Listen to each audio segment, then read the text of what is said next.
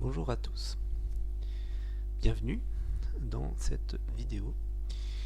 Je fais cette compilation d'outils philosophiques dans l'intention de fournir des moyens de gérer des situations où bien souvent en fait on se sent démuni. Ce sont les situations où une polémique éclate et d'abord il peut y avoir un début d'échange cordial, mais un point est rapidement atteint où le conflit s'enflamme, s'envenime. Je ne veux pas forcément parler des moments où carrément des gens deviennent ennemis, comme par exemple entre un républicain et un nazi, par exemple, ou entre un gendarme et un terroriste. Je veux parler plutôt de moments où en fait des gens sont très fâchés, au point où ils ont du mal à discuter entre eux sans se couper la parole, sans s'énerver, et le débat s'envenime. Je n'ai pas d'autre mot pour le décrire. Ce qui me trouble dans un tel cas, c'est que je vois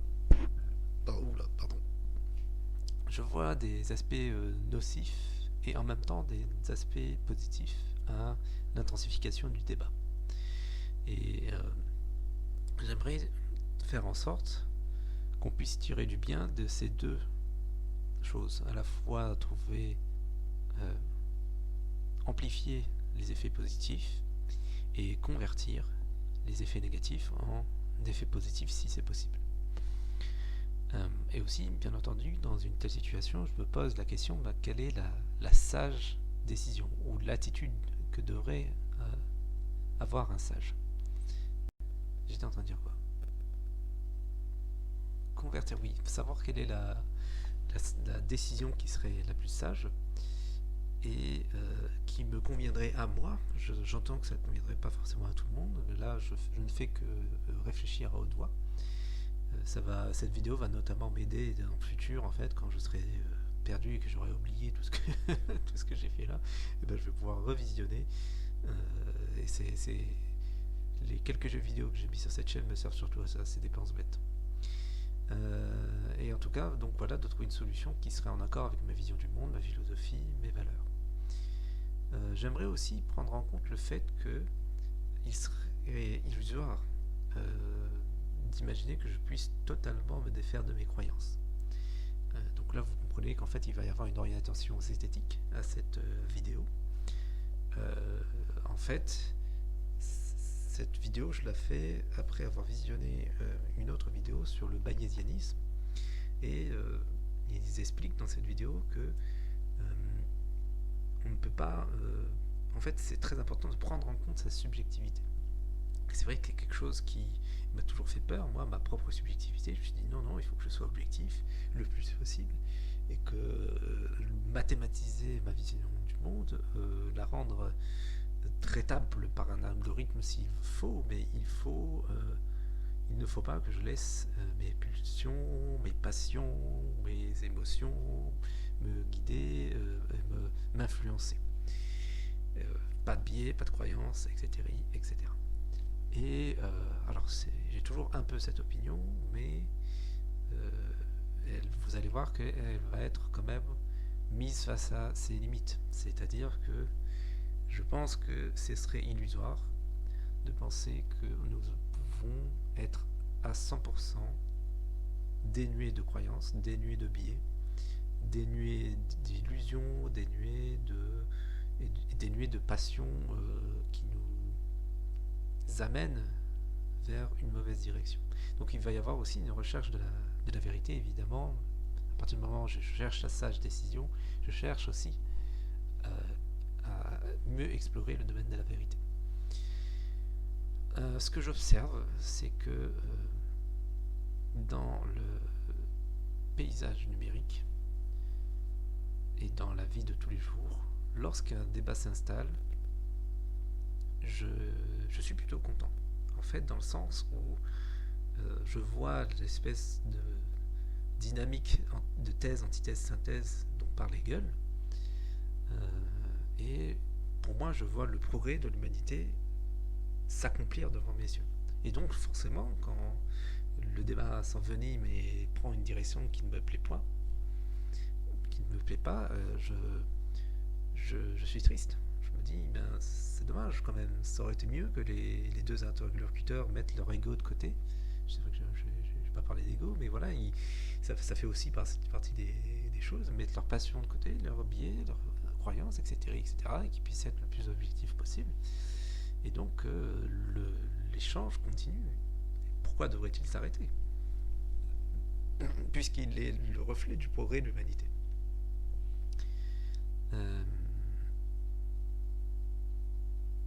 J'ai pu donc être en peine dans le passé en constatant de telles ruptures de communication entre les gens. Et j'ai fini par l'accepter en me disant, après tout, c'est la vie, puis c'est pas simple de débattre avec quelqu'un avec qui on n'est pas d'accord. Et puis une quantité assez importante de paramètres tout à fait pragmatiques peut être à l'origine de la rupture de la communication. On n'a pas le temps, on est occupé par autre chose, etc., etc. Donc, bon, tout ça est plutôt normal. Sauf que, je me pose quand même la question,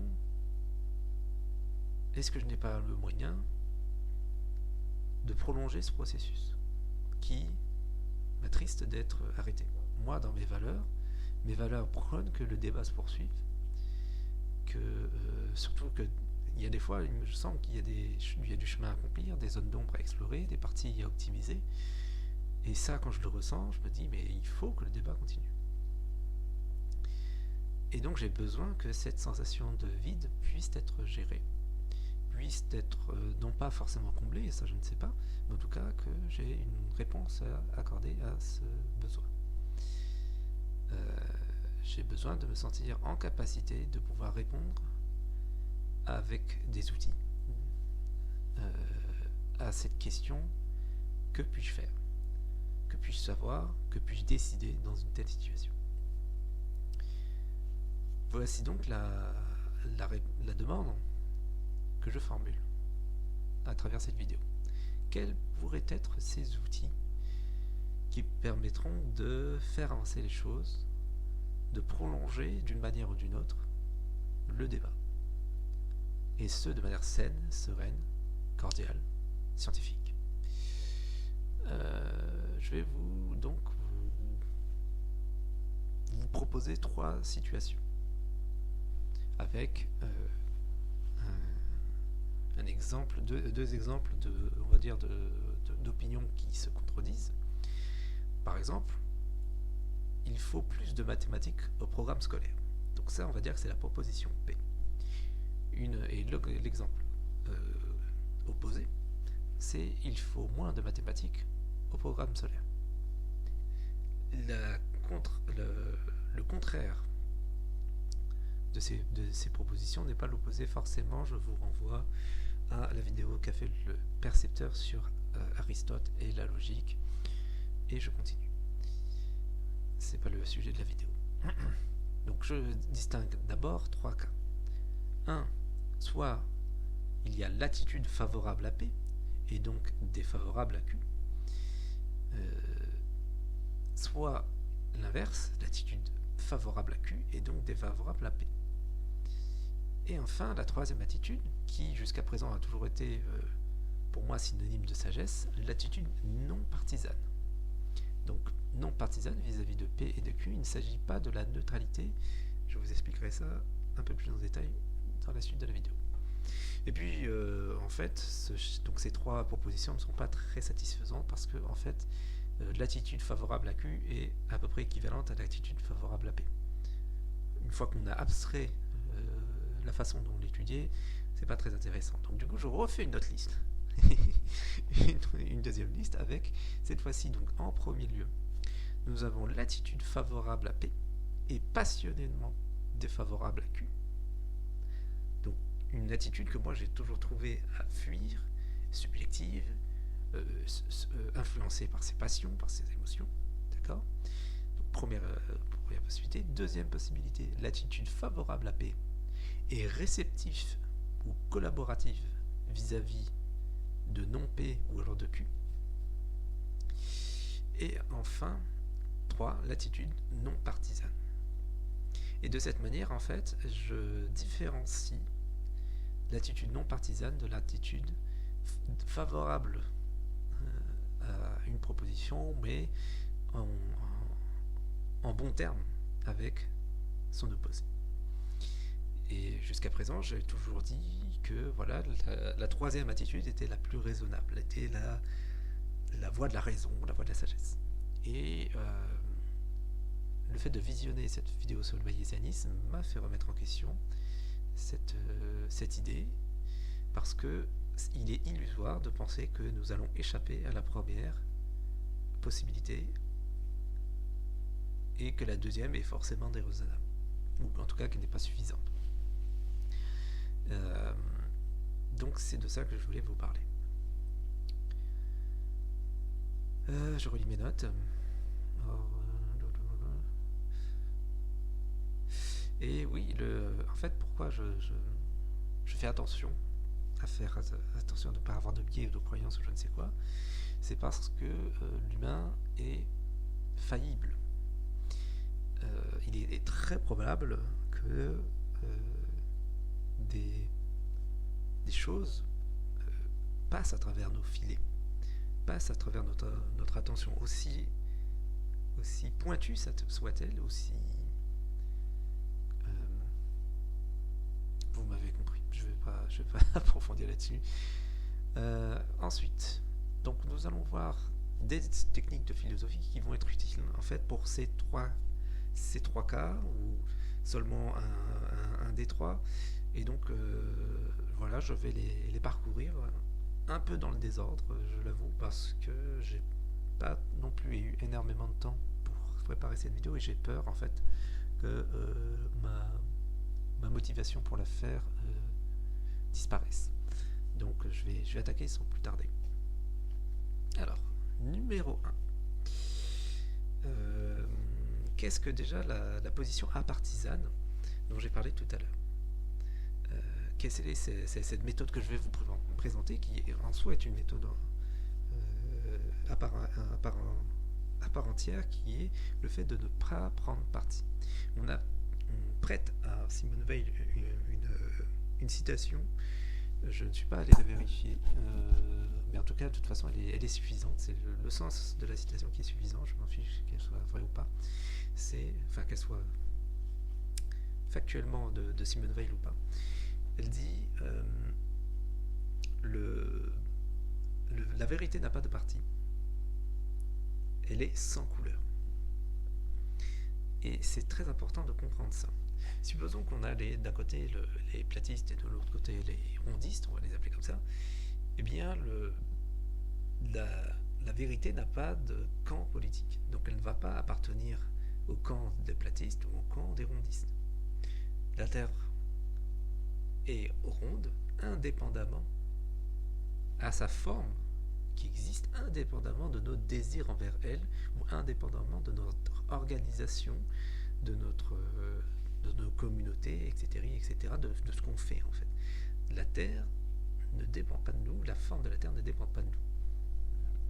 Et ça, c'est quelque chose qui est caractéristique de la vérité. Et qui a fait que je me suis méfié des partis politiques, mais pas seulement, des communautés, des leaders, etc., de façon à ce que je me suis dit,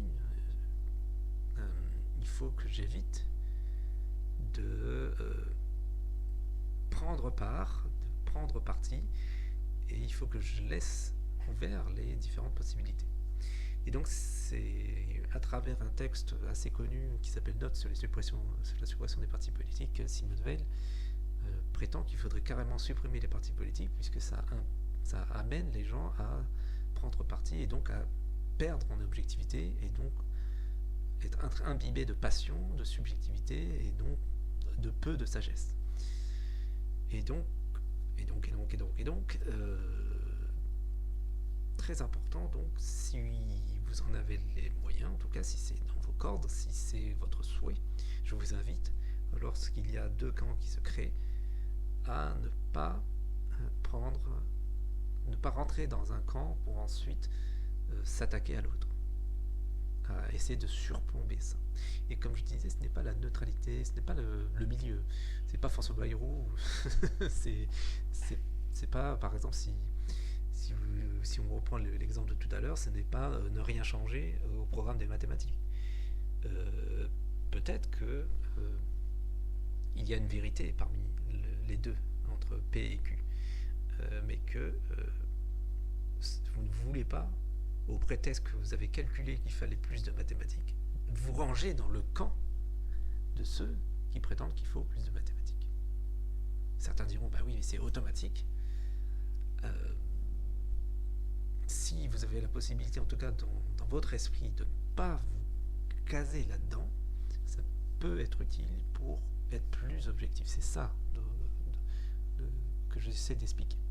J'entends que ça peut être, si ça se trouve, automatique ou que c'est illusoire d'essayer d'y échapper, mais c'est pas tellement d'y échapper, c'est juste de se servir d'une prise de recul, un peu comme si on était un arbitre au-dessus d'une cour de tennis. Même s'il y a votre joueur préféré qui est en train de jouer, vous êtes censé avoir le recul nécessaire pour compter la faute même lorsqu'il fait une faute. Voilà. Deuxième possibilité. Donc ça, cette possibilité, la première possibilité, elle va servir je pense, dans tous les cas, mais surtout effectivement dans une voie, dans la troisième, évidemment l'attitude non partisane. Donc, je reviens donc. Élément suivant dans la liste, la maïotique socratique. Vous avez sans doute entendu parler de ça. Socrate s'amusait en fait à travailler. Je ferme la porte. Socrate travaillait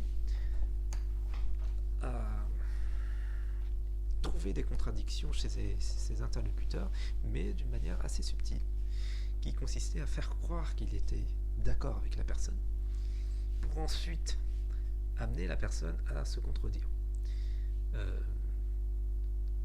Il y a aussi un conseil qui traîne sur internet, je ne sais plus de qui il vient, j'admets que je n'ai pas fait énormément de recherches sur les citations que j'avais envie de vous donner, où on dit que s'il y a un platiste devant vous, n'essayez pas de débattre avec lui de la forme de la Terre, invitez-le juste à faire un petit voyage pour aller trouver le bord de la Terre.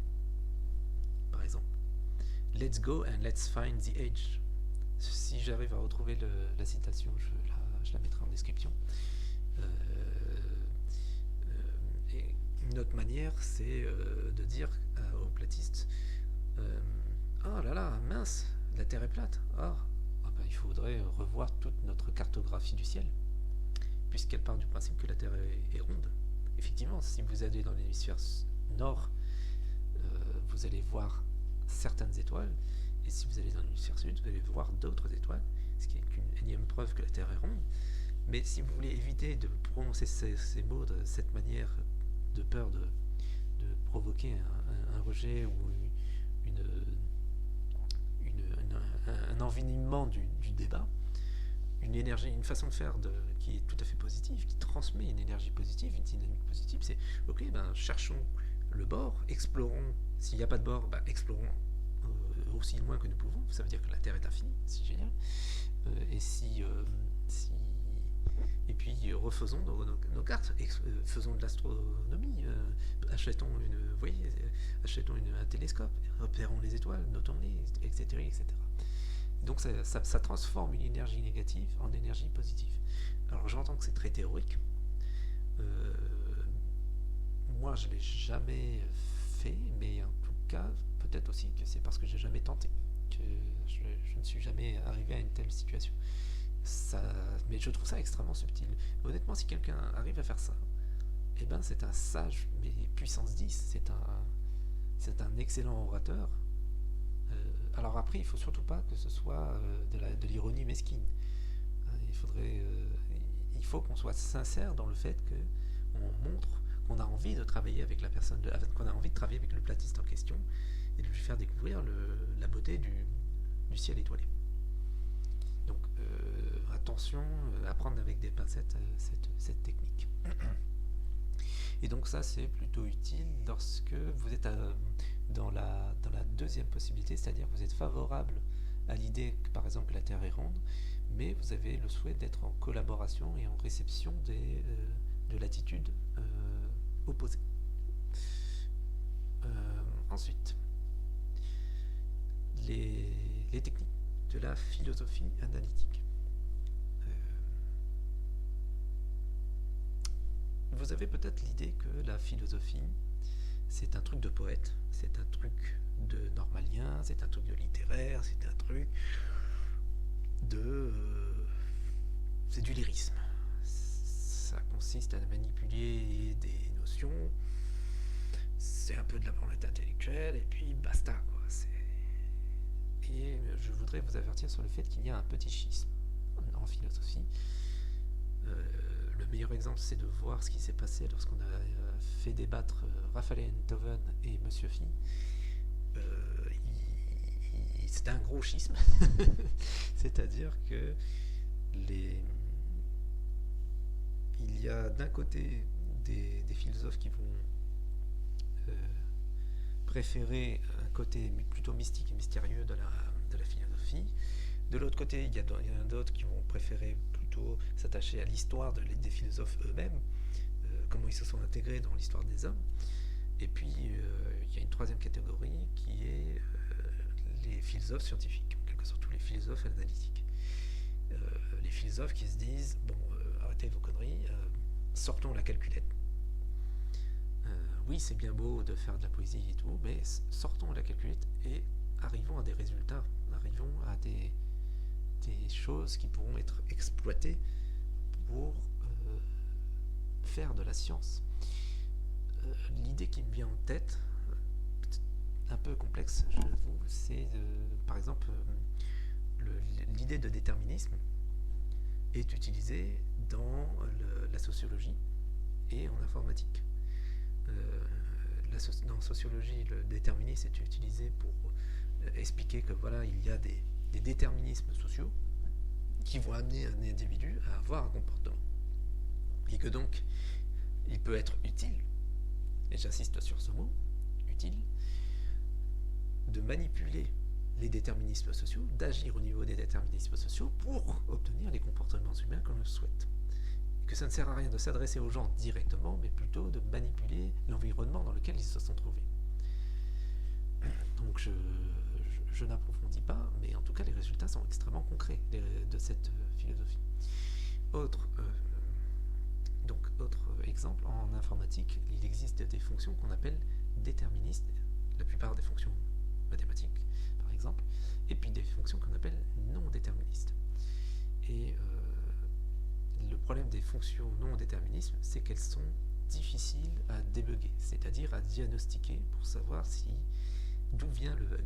S'il y a un bug dans cette fonction, eh ben, ça peut être très compliqué si elle a été écrite de manière non déterministe. Et donc ça a un impact direct sur l'économie de la boîte qui veut économiser le plus de temps possible en diminuant le temps de diagnostic d'un bug au plus rapide. Et donc, pour tout ça pour vous dire que la philosophie a des conséquences extrêmement concrètes et qu'il ne faut pas perdre cette vérité de vue quand vous pensez à la philosophie. Si j'ai construit cette chaîne et si un jour je me mets à changer de carrière et devenir philosophe, ce sera notamment pour corriger un peu cette idée qu'on a du philosophe qui fait de la poésie et qui ne fait que ça. C'est très beau de faire de la poésie, c'est très beau de faire de l'art avec les notions, j'ai rien contre ça, mais il n'y a pas que ça dans la philosophie. Et que si des élèves un peu sceptiques se demandent mais à quoi ça peut bien servir toutes ces conneries, eh bien il me semble que c'est du devoir du philosophe de prouver exactement comme on prouve un théorème l'utilité de la philosophie. Et je vais en profiter pour passer sur une autre notion. Donc tout ça pour dire qu'il existe une philosophie analytique, scientifique, qui essaie le plus possible de se rapprocher de la science et de ses méthodes, et qui essaye aussi d'alimenter la science avec de nouvelles méthodes, avec de nouveaux concepts. C'est trop vaste pour être étudié dans si peu de temps. Donc je vais faire une transition. Toujours est-il que cette philosophie analytique, elle peut servir aux trois cas qu'on a vus, hein. Attitude favorable à paix de manière passionnée ou au contraire collaborative, et l'attitude non partisane. Donc utile dans tous les cas de faire la philosophie analytique. Donc je voulais faire une liaison avec l'utilitarisme. Quand j'étais plus jeune, je pensais que justement la beauté de la philosophie, c'était de ne pas pouvoir de s'en foutre d'être utile. Alors ça, c'est plutôt de l'art. La philosophie, il existe une philosophie précisément qui s'appelle l'utilitarisme, qui consiste à dire mais il faut il faut que la philosophie soit utile, sinon elle échoue. Et que l'idée, c'est, comme son nom l'indique, alors pas seulement d'être utile, pas seulement de donner des outils, il y a aussi l'idée de calcul de biens, de la quantité de biens créés. Donc j'en ai parlé dans ma vidéo, je ne sais plus si j'ai mis en lien ça avec l'utilitarisme, mais j'en ai parlé sur une vidéo qui s'appelle... J'ai un trou. Bon, j'en ai parlé dans une vidéo. Oui, ma définition du bien et du mal, ça y est. J'en ai parlé sur ma vidéo qui s'appelle la définition du bien et du mal, et donc il y a dans l'utilitarisme la définition comme quoi nous devons considérer comme bien et mal pas vraiment ce qui est écrit dans des tables faciles à appliquer, notamment les tables religieuses de morale, mais plutôt faire en sorte que la quantité de biens que nous créons soit optimisée et que la quantité de mal que nous créons soit réduite au maximum. Et donc c'est ainsi qu'en fait qu'un utilitarisme va réfléchir à sa morale. Utile, comme la philosophie analytique, je pense que c'est utile dans tous les cas, dans les trois cas. Dernière grande notion philosophique, une prochaine grande notion philosophique, le conséquentialisme. Le conséquentialisme s'oppose là aussi aux tables de morale un peu toutes faites qui nous permettent de se dire bon bah ça c'est bien, ça c'est mal, un peu trop facilement sans avoir à réfléchir. Le conséquentialisme se pose sur la question de quelles seront les conséquences de mes actes. En gros, on va essayer de prédire l'avenir à partir du moment où ok, je prends la décision A, que va-t-il se passer? Quelles seront les conséquences? Et que ça a plus de valeur que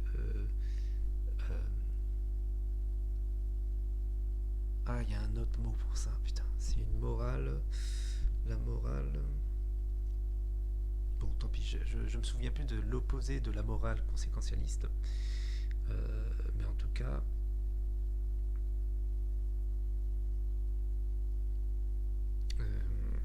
l'idée, comme son nom l'indique, ça consiste en tout cas à faire attention aux conséquences de nos actes et de nos paroles.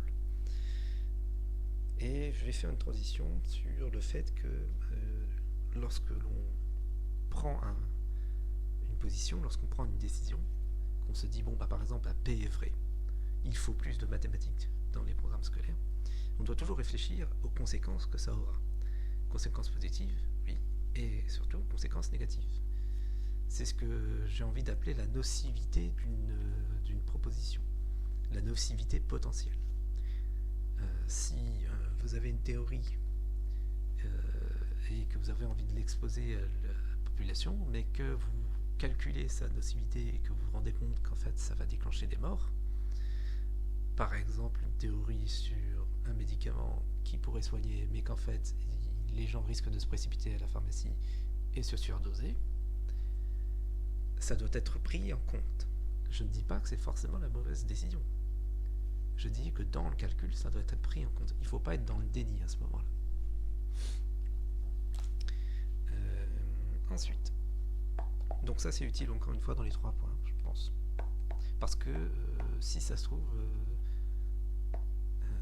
votre attitude, l'attitude que vous allez essayer d'avoir, elle aura des conséquences négatives. Donc, toujours penser à ça. Ensuite, le bayésianisme, on y vient. Donc le bayésianisme, qu'est-ce que c'est? En fait, j'aimerais bien que vous alliez carrément visionner la vidéo de hygiène mentale à ce sujet, qui est excellente. On comprend très vite, très bien, c'est parfaitement expliqué. Moi, je vais essayer de résumer. En fait, plutôt que de prendre parti, plutôt que de dire, ok, je pense ça et puis basta, le bayésianiste va plutôt pondérer les hypothèses. Ok, hypothèse A, il faut plus de maths dans le programme scolaire. Hypothèse B, il en faut moins. Hypothèse C, il en faut exactement la même quantité. Et hypothèse D, il faut décider c'est l'élève qui décide. On adapte. Hypothèse E, etc.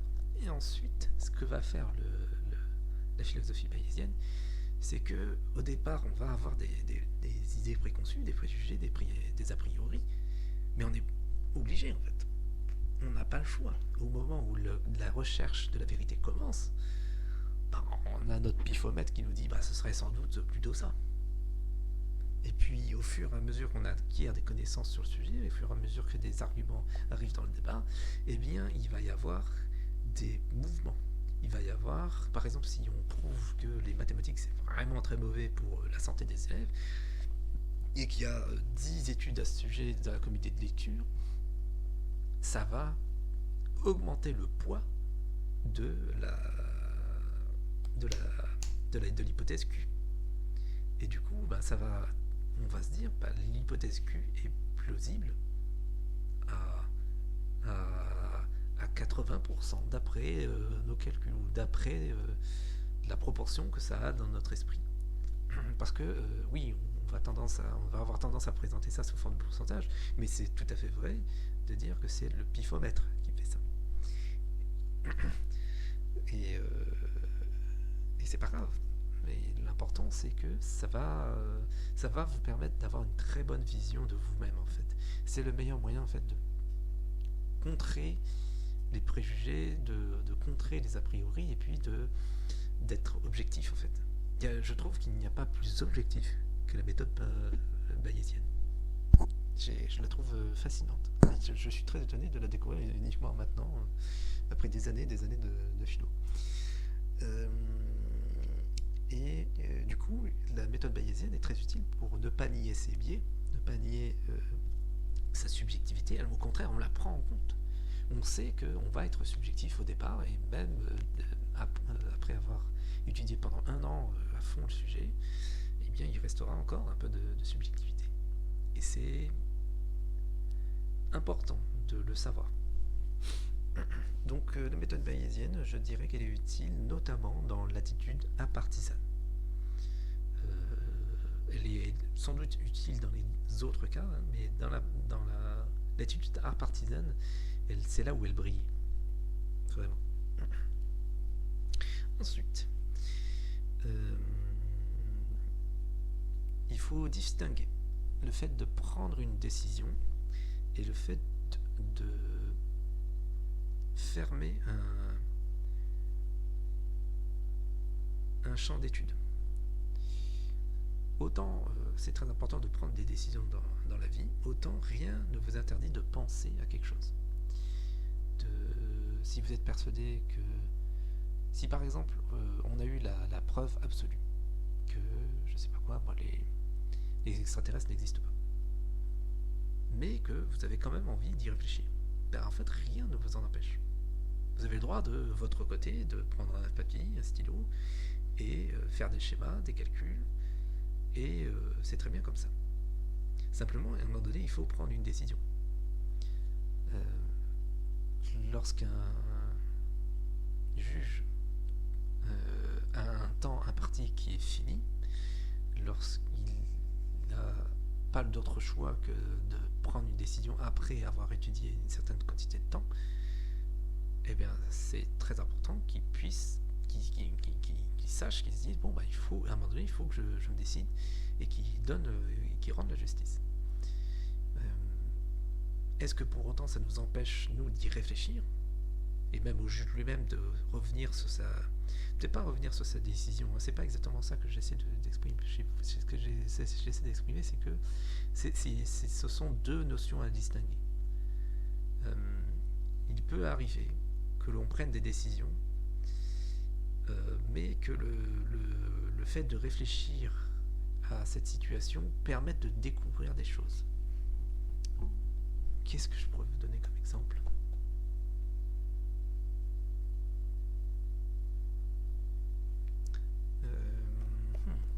Là, j'ai pas d'exemple sous la main. Si j'en ai un, je me mettrai dans la discussion. Là, j'en ai pas. Mais ce que je veux dire, en tout cas, c'est que ce n'est pas du tout la même chose que de se dire bon, on a pris une décision, voilà, et de se dire on n'en parle plus, on n'y réfléchit plus. Bon, c'est pas la peine d'y réfléchir. Si il y a deux personnes qui ont le souhait d'en discuter, normalement, rien ne s'y oppose. Et que si jamais ces deux personnes, en discutant, ont découvert quelque chose de manière un peu aléatoire, ont permis d'améliorer la situation de manière fortuite, moi je n'y vois pas d'inconvénient. Il faut juste vérifier que le débat ne déclenche pas d'effets nocifs, d'effets de bord nocifs. Si vous êtes attentif, si vous connaissez la chaîne depuis longtemps, vous aurez remarqué qu'il y a un sujet dont je ne parle plus. Et c'est notamment parce que je me suis posé toutes ces questions. Notamment, je me suis posé la question, est-ce que ça vaut le coup de parler de ce sujet ? Est-ce qu'il n'y a pas des effets de bord nocifs que je n'aurais pas vus ? Moi, je continue de mon côté d'y réfléchir, parce que pour moi, une recherche n'est jamais fermée, un champ d'études n'est jamais clos. En revanche, j'ai pris ma décision. Donc je fais bien la distinction entre les deux. Cette notion philosophique, elle serait utile dans tous les trois cas. Je réfléchis. Pareil, comme la méthode bayésienne, je pense qu'elle va surtout briller dans la partie impartisane, mais elle est plutôt utile dans les trois cas.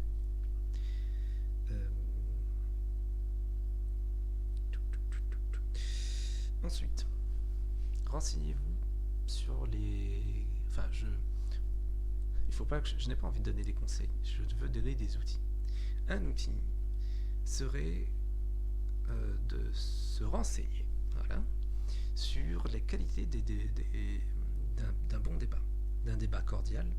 Et vous pouvez facilement demander à ChatGPT.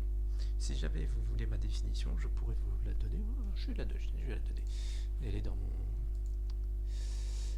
drive, je vais la chercher. Voilà, j'ai appelé ça un bon débat. Petit 1, pas de sophisme. Petit 2, enfin pas de sophisme, le moins possible. On souhaite en faire le moins possible. On s'oriente vers l'idéal de ne pas en faire. C'est un idéal de ne pas en faire, mais en tout cas on essaie de s'en rapprocher le plus possible. Pas d'émotion, pareil. Ça serait complètement illusoire de ne pas avoir d'émotion, mais c'est un idéal, il faut tendre vers lui. Pas d'interruption de la parole de l'autre. Important ça. Pas d'insulte, évidemment. Pas de moquerie. Important aussi ça. Pas de je te prends de haut, je suis hautain, je fais des petites remarques ironiques mesquines, etc., etc. On laisse le temps à son interlocuteur de réfléchir. Ça aussi, je vois pas souvent ça. Pourtant, c'est essentiel. Il y a un moment où il faut laisser à son cerveau le temps de se poser, de prendre du recul. Et surtout, alors là, je l'ai mis en fluo tellement c'était important. Pas de gants de boxe. je vois le débat comme une manière pour deux humains de chercher la vérité. Donc, peut-être que, là encore, je décris un idéal. Et sans doute que moi, dans ma vie, je ne l'ai pas toujours atteint. Mais c'est très, très important de le souhaiter, de viser cet objectif. Nous ne sommes pas dans une logique d'affrontement, mais de recherche conjointe de la vérité. Gagner un débat est un oxymore. Et ça, j'entends que c'est ma vision d'un bon débat. Mais en tout cas, je pense, j'aimerais que les gens puissent débattre comme ça, sans s'étriper. Bon, point suivant, humilité. Je pense qu'on est tous d'accord là-dessus. Point suivant, on s'accorde du temps au débat pour qu'il puisse se dérouler correctement. Et en fait, ce point-là, il est un peu contradictoire avec cette vidéo, parce que justement, en fait, il y a forcément un moment donné où l'humanité, dans son impatience, dans son manque de temps, dans son manque d'énergie, dans son manque de motivation, va atteindre ce point où on n'a plus envie d'investir du temps dans le débat. Et je peux le comprendre maintenant. C'est vrai que ça... Mais par contre, il y a une manière de le dire. Il y a une manière de dire, voilà, je n'ai plus le temps d'y réfléchir. Je ne suis plus en mesure d'y réfléchir, je n'ai plus la motivation, je suis plus... Et on insiste sur le fait que voilà, il y a des côtés pragmatiques à ça. Tandis que parfois, il y a des gens, c'est vraiment... Oh, mais comment oses-tu dire ça? Ça me paraît être un peu manipulateur de dire vous devriez avoir honte de dire ça, c'est aussi ignoble de dire ça, des choses comme ça. Enfin, alors des fois c'est vraiment ignoble, c'est ça le problème. Donc je sais pas. Là je me place pas dans le cas où quelqu'un a vraiment dit quelque chose d'ignoble. Je me place dans un cas où il y a deux camps qui s'affrontent, mais vous êtes là et vous vous dites putain mais qui a raison, qui a tort, qu'est-ce que je dois faire, comment réconcilier ces gens. Et bref, vous m'avez compris je pense. Point suivant. Courtoisie, évidemment. Pas de ton agressif, un ton neutre, si possible. Je peux toujours rêver, mais bon, voilà. Respecter la vie de l'autre. Pas d'attaque personnelle, donc pas de procès d'intention, etc. Pas de hors-sujet. Et j'ai marqué les opinions choquantes sont autorisées tant que l'interlocuteur n'est pas directement insulté. Je sais pas ce que j'ai voulu dire exactement par là.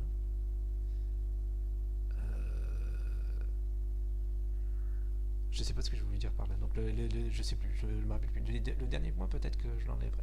Toujours est-il que voilà, vous avez pour moi la définition d'un bon débat, et si vous voulez le compléter, ChatGPT saurait sans doute le faire très bien. Donc je ne vais pas trop passer de temps là-dessus. Mais voilà, avoir en tête voilà, sa définition d'un bon débat. Tic. Ah oui. Ce que m'a appris Kali, et que m'a appris aussi une professeure de psychologie, je crois, ou de management, je sais plus exactement, mais il y a des gens qui m'ont appris ça, et je leur suis infiniment reconnaissant. Ça s'appelle la communication non violente. Oh, j'ai oublié de dire en quoi c'était utile. Les 3 derniers points, ils sont utiles surtout dans le côté apartisan. Ils brillent dans le côté apartisan. Donc la communication non violente, c'est une façon de communiquer de manière à désamorcer le plus possible l'envenimement de la dispute. Et je me dis, mais ce truc-là, on devrait l'apprendre à l'école, et pas juste une fois. C'est vraiment un truc qu'il faudrait entraîner, quoi. Tellement c'est très très important. Et si vous avez été attentif, vous avez vu que dans mon début de vidéo, dans mon introduction, j'ai fait de la communication non violente. C'est-à-dire que j'ai étudié les grands principes de la communication non violente, j'ai déterminé ce que j'observais sans évaluer. Ou alors, non, peut-être que j'ai évalué, mais en tout cas, j'ai commencé par faire une observation. Ensuite, j'ai estimé quels étaient mes besoins, j'ai expliqué quelles étaient mes valeurs, j'ai formulé une demande. Alors, c'est vrai que maintenant que j'y pense, c'est peut-être pas exactement ça, parce qu'en fait, c'est un peu con de faire de la communication non violente tout seul. Et là, c'est ce que j'ai fait. Donc, peut-être que c'est pas si intelligent que ça, mais en tout cas, on va dire que c'est une façon de vous présenter. En tout cas, il y a plein de vidéos qui parlent de la communication non violente ou bienveillante.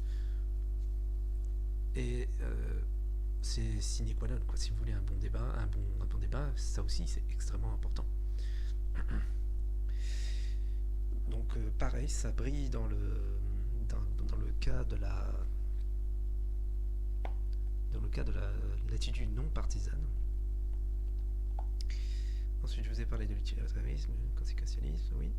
Alors, ne pas confondre l'attitude non partisane avec l'attitude relativiste. L'attitude relativiste, enfin la philosophie relativiste, ça consiste, et là je suis pas tout à fait sûr de ce que je dis, donc à prendre avec des pincettes, à vérifier. Il y a un philosophe qui s'appelle Le Percepteur qui a fait une vidéo là-dessus. Ça consiste à dire qu'on a chacun tous notre vérité, qu'il n'y a pas une vérité, et notamment que deux vérités contradictoires peuvent être vraies. En fait, c'est une attitude un peu people pleaser qui consiste à essayer de désamorcer un débat en disant bon, écoute Robert, écoute Alice, en fait, vous êtes tous les deux dans le vrai, chacun a sa vérité. Toi, tu dis vrai parce que voilà, et puis toi, tu dis vrai parce que voilà. Et bon, bah maintenant, on va au resto, on se fait la bise, tout le monde est content. C'est plutôt. Ça part d'une bonne intention. Ça peut par contre donner des trucs étranges, ça peut amener à faire du sophisme et. Quand on veut par contre découvrir la vérité, quand on veut savoir ce qu'il faut faire de manière à pouvoir prendre une décision, ben, il faut être dans le vrai et la vérité. Et qu'est-ce que j'entends par là? C'est qu'il y a un axiome de vérité qui dit que une vérité et son contraire, sa contradiction, ne peuvent être vraies en même temps. On ne peut pas dire il faut plus de mathématiques à l'école et il ne faut pas plus de mathématiques à l'école. Les deux points de vue peuvent être légitimes en même temps, ça c'est vrai, mais ils ne peuvent pas être vrais en même temps. Donc savoir distinguer ce genre de choses, c'est toujours utile pour mieux décortiquer en fait les propositions, la vérité. Je ne vais pas trop rentrer dans le détail, la vidéo de Le Percepteur le fait plutôt bien, mais en tout cas faire attention, ne pas tomber dans le relativisme, ou alors si vous le faites, bah, sachez ce que vous faites.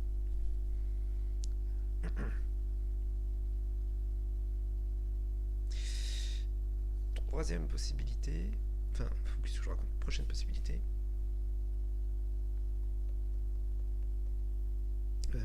Qu'est-ce que je voulais vous dire par là? Préférer la méthode à l'intuition. J'ai découvert aussi qu'il y avait deux formes de scepticisme, le scepticisme méthodique et le scepticisme intuitif. En fait, l'intuition, c'est un outil extrêmement puissant. C'est un moment où on a l'impression qu'on va prédire l'avenir, on y arrive à prédire l'avenir, et on se dit, heureusement que j'ai fait confiance à mon intuition et non pas à ma logique.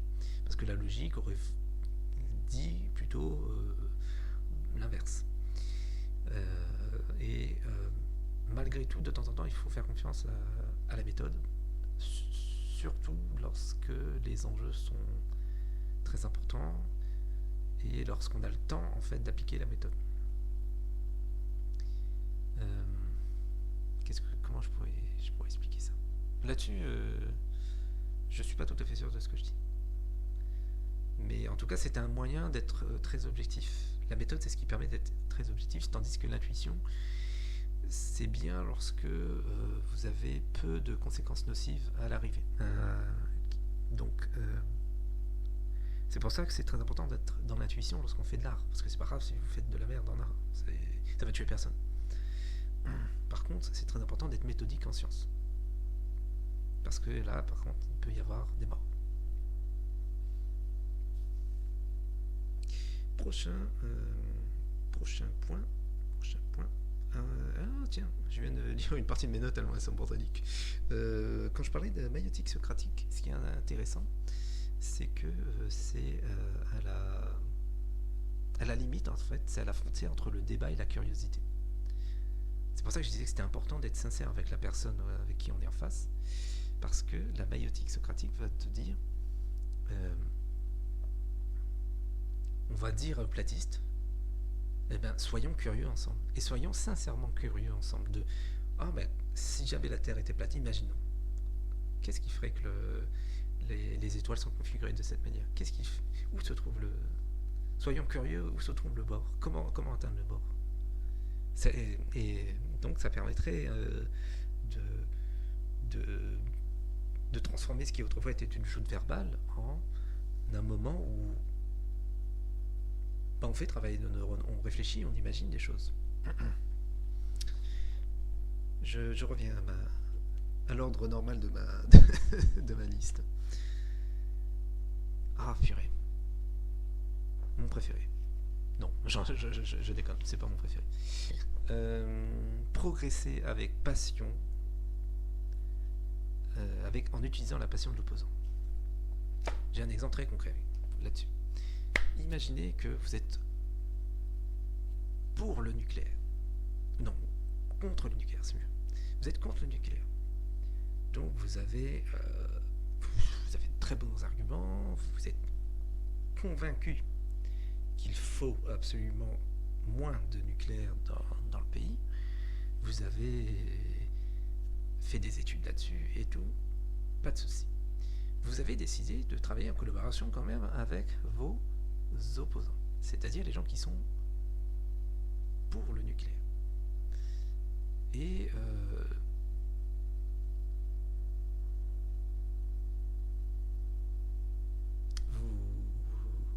comment je pourrais expliquer ça? Imaginez que vous êtes quelqu'un qui a des responsabilités publiques et qui réfléchit à poser en fait des centrales. Il y a des centrales nucléaires et puis il y a d'autres, des centrales à charbon, des je ne sais quoi. Et en fait, vous êtes plutôt favorable au non-nucléaire. Donc vous allez essayer de poser d'autres types d'énergie. Et un jour, vous lisez un papier d'un pro-nucléaire qui dit qu'il ne faut surtout pas les autres énergies, parce que les autres énergies, elles polluent la qualité de l'air. Donc Astronomique a fait une vidéo là-dessus.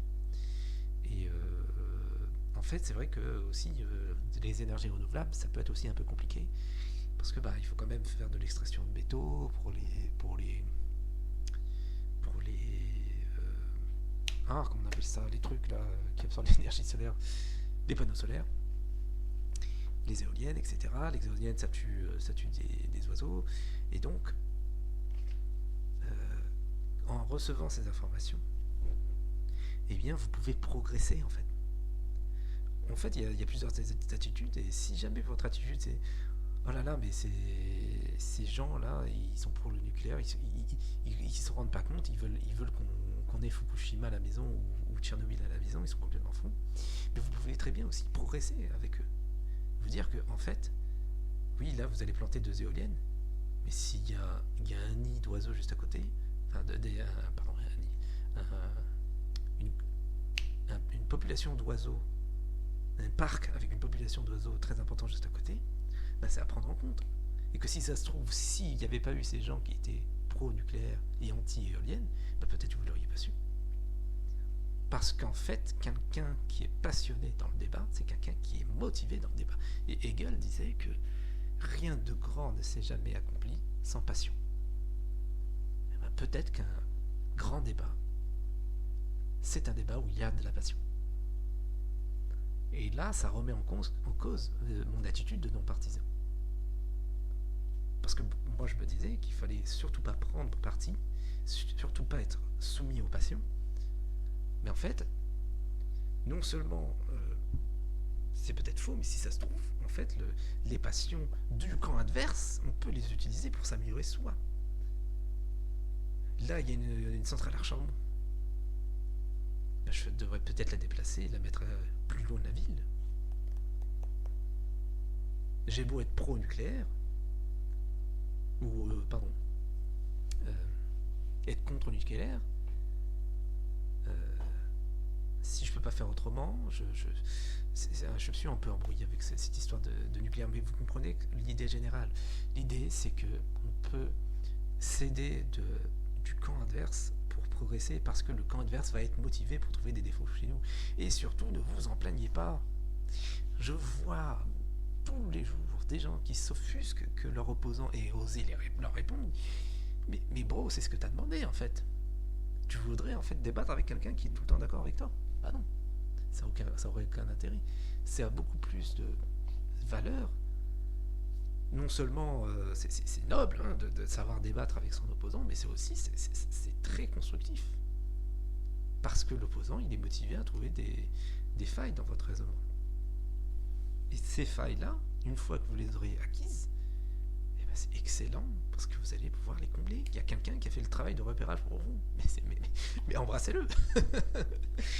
Donc, et je dis ça, c'est aussi, non, je dis arrêtez, mais moi aussi ça m'est arrivé. C'est normal, hein, c'est humain. On est parcouru d'émotions, et on ne peut pas, à moins d'être un robot, on ne peut pas faire autrement. Alors, on arrive à la fin. On arrive à la fin, bah c'est la fin en fait. Je crois que j'ai tout dit. Et ouais, j'ai tout dit. Ouais, ça s'est mieux passé que je pensais, sans prendre trop de notes. Parce que l'intro était entièrement notée et pas du tout les notions.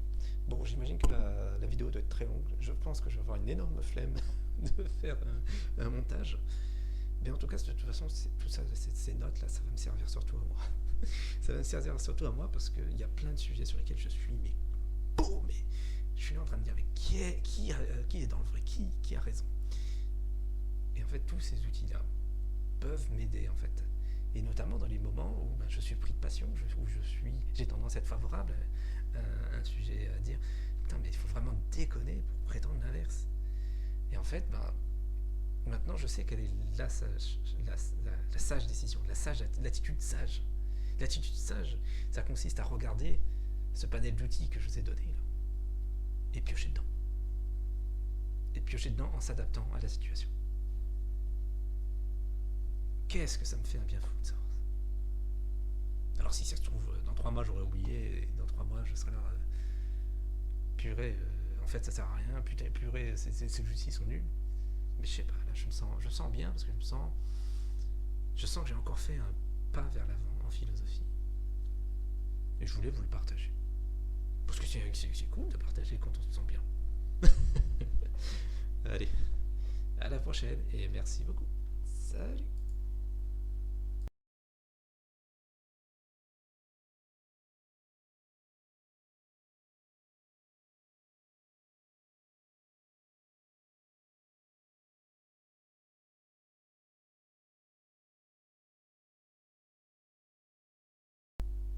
Ah là là, évidemment, j'ai forcément oublié un truc. Donc, en fait, il y a encore une dernière chose que je voulais vous parler, c'est ce que j'ai appelé le contraste.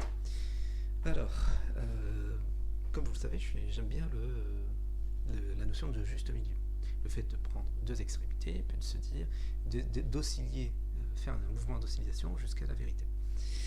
Et je me suis rendu compte qu'il y avait un problème avec cette idée-là.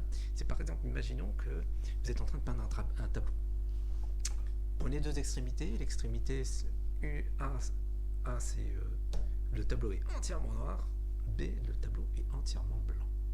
Ben, quand vous allez faire une oscillation, vous allez tomber sur un tableau qui va être soit noir, soit blanc, soit gris. Pas ouf. Et en fait, c'est vrai que très souvent, en cherchant à être non partisan, on a tendance à faire ça. Ou en cherchant à être neutre, en cherchant à être ce que vous voulez qui est entre les deux, en fait, on a tendance à faire ça. On a tendance tendance à osciller vers une ah, il me manque un mot. Un juste milieu. Et là-dessus, je suis plus trop d'accord avec moi-même, puisqu'un bon tableau, bah c'est quoi? C'est un tableau où il y a du contraste. Vous allez prendre votre pinceau, de temps en temps, vous allez le planter dans le noir, mettre du noir, ensuite du blanc, mettre du blanc. Et du coup, ça va vous faire une structure, un contraste, et même, on va aller encore plus loin, un système. Il paraît que les INTJ sont des systèmes builders.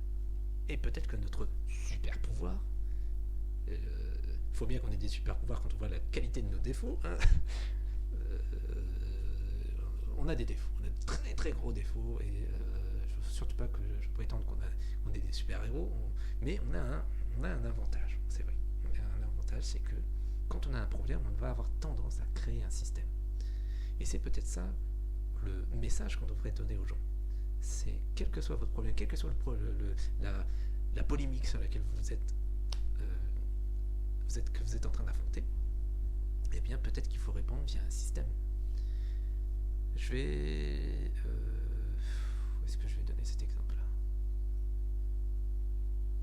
Toujours est-il que ce système, il va devoir être contrasté. Il va devoir avoir des portions qui proviennent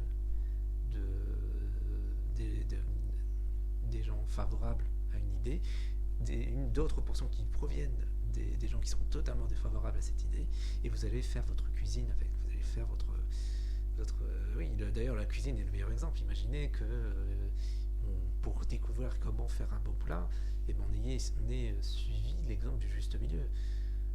On aurait eu juste du riz bien cuit ou des pâtes al dente.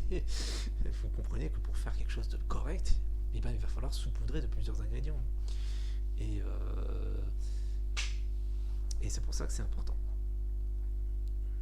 C'est important de dire à quelqu'un, non pas t'as une vision binaire, franchement sois plus nuancé, et peut-être qu'il faudrait dire t'as une vision binaire, franchement sois plus contrasté. C'est-à-dire garde une partie de ton discours, il y a sans doute des bons trucs. Par contre, ce serait bien que tu pioches ailleurs. Et étape suivante, si vous êtes encore plus chaud, fais des schémas. Oui, le fameux mème avec un type qui a une tête de fou et qui relie des choses entre eux, fais des schémas. Et crée une dynamique entre plusieurs notions. Vois là où il est important d'investir. Là où il est intéressant de mettre beaucoup de couleurs, des couleurs vives, intenses.